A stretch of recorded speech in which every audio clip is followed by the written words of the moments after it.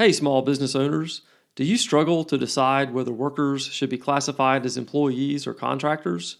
Did you know that the Department of Labor has just finalized a new rule about worker classification?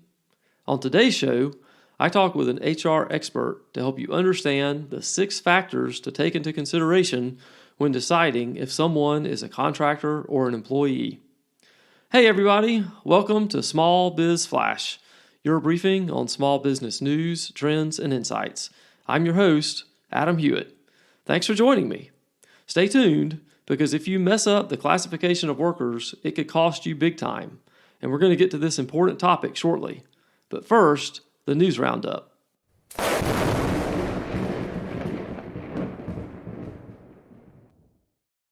Banks report that fraudulent ACH activity is on the rise, and this is a problem for small businesses. There are all sorts of ways that criminals can gain your banking credentials and initiate unauthorized transfers, including cyber attacks. While victims who are individuals have 60 days to report fraud, victims that are businesses must report the fraud within 24 hours. After 24 hours, the business becomes liable for the transaction. According to a recent report from Atlanta's WSB-TV Channel 2 News, a local real estate firm lost $17,000 from their checking account because they didn't realize the funds were gone until 2 days after the transfer. To help protect your small business from ACH fraud, check your business accounts daily for unauthorized activity and talk to your bank about other protective measures you can put into place. Additionally, train your employees to be vigilant against social engineering attacks and shore up your cybersecurity. Speaking of cybersecurity, it's not nearly good enough in many small businesses, according to a new study by commercial insurance carrier Hiscox. The 2023 Cyber Readiness Report found that while the median cost of cyber attacks for small businesses decreased from $10,000 in 2022 to $8,300 in 2023, the percentage of small businesses falling victim to an attack rose from 38% in 2022 to 41% in 2023. Even though median IT budgets saw a 10% increase and cybersecurity spending was up 24% in the last 12 months, 59% of small companies reported they don't train their employees in cybersecurity awareness. A little over half of small businesses, 53%, have some sort of cyber insurance. Small business owners think college graduates entering the workforce don't have realistic expectations about the working world, according to a recent survey. 91% say colleges and universities are fostering unrealistic expectations about post-graduation and professional life.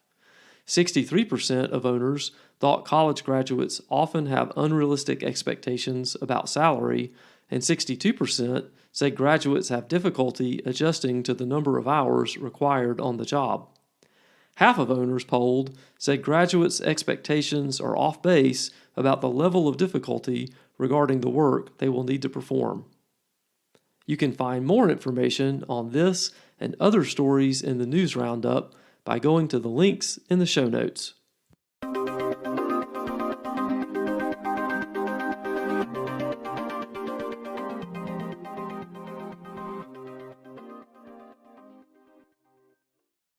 Hey owners, allow me a quick moment to tell you about our sponsor, SBS Accounting and Advisors.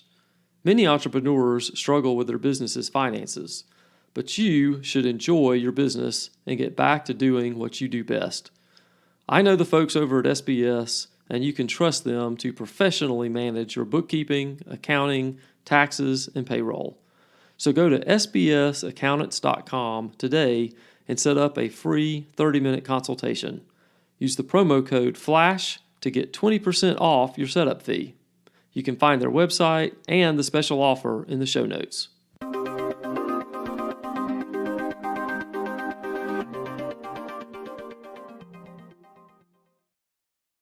We're excited to have today Karen Moss with Innovative Outsourcing. She is the senior HR consultant over there, and we've had Karen on our show before, so you may recognize her voice. So Karen, thanks so much for coming back again. Oh, absolutely, Adam. Thank you so much. I'm happy to be with you today. Absolutely. Well, the topic we're going to be discussing today is just very timely and very important. So, small business owners, really dial in and listen today. We're going to be talking about the independent contractor rule that the Department of Labor just finalized.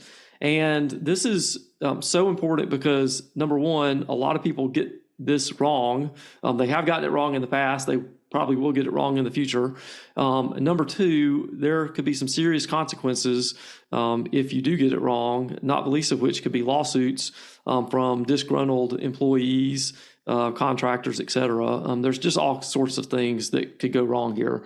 So we're going to kind of dive right in because we don't have a lot of time and there's a lot of complexity to this.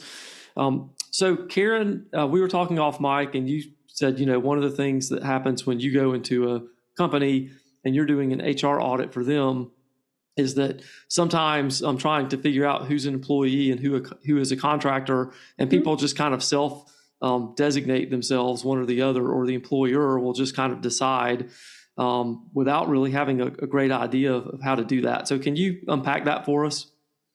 Sure. No, that's very true. And it's maybe it's hard to believe, but there are many times where when we're asking them about, well, how did you decide that someone is classified as a contractor?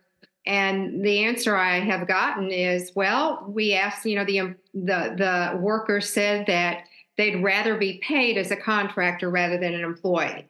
And so that actually happens, and that is not the correct way to make the decision.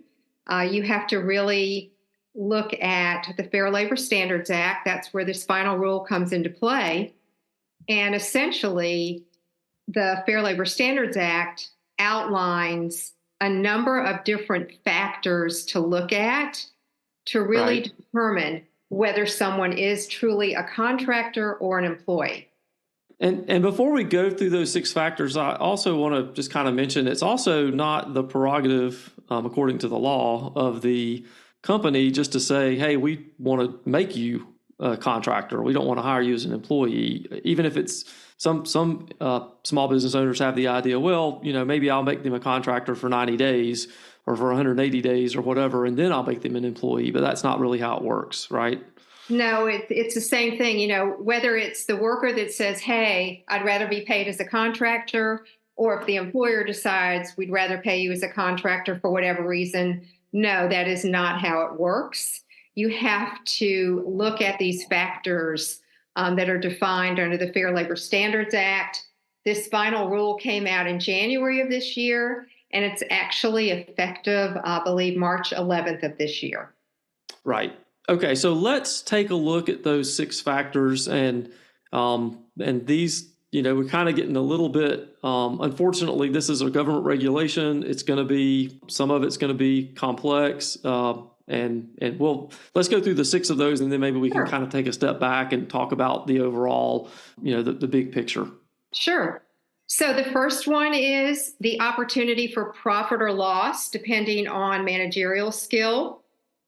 And I will say, and we're going, Adam and I talked about this, we are going to provide a link for you to this particular DOL website because there's some really good information here about how each of these factors are defined, as well as just Q&A. Right. So we'll provide those in the show notes. Right. That's right. Second one, investments by the worker and the potential employer. The third one, degree of permanence of the work relationship. The fourth one, nature and degree of control.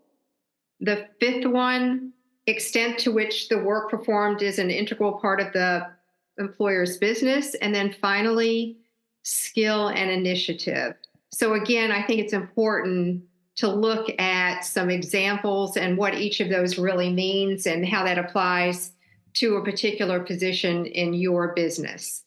So Karen, that's very helpful. And those 6, the way I understand the regulation, and correct me if I'm wrong, is that those 6, you have to look at all of them in totality, that no one is, and I hope I'm saying this word correctly, dispositive, but that any one of the 6 could be the one thing that kind of pushes you over the line for determining that it's not a contractor, but it's an employee. But that they all kind of play together in the same sandbox, so to speak. And that no one is more important than another necessarily. It just depends on the situation. So let's stop there. And am I correct in the way I've interpreted that? No, that's absolutely correct. So it's not that one is weighted more than the other. So you're absolutely correct in the way that you explain that, Adam. This has been really helpful, Karen. Thank you so much. My pleasure. Folks, if you want to get in touch with Karen or Innovative Outsourcing, we're going to have her contact information in the show notes as well. So thanks so much, Karen, for being with us. We really appreciate your time. You're welcome, Adam. Thanks for listening to the show. Let me ask a quick favor. Would you please tell someone about the podcast and then rate and review it on your favorite podcast app? That helps others find the show. Thanks so much, and I'll see you next time.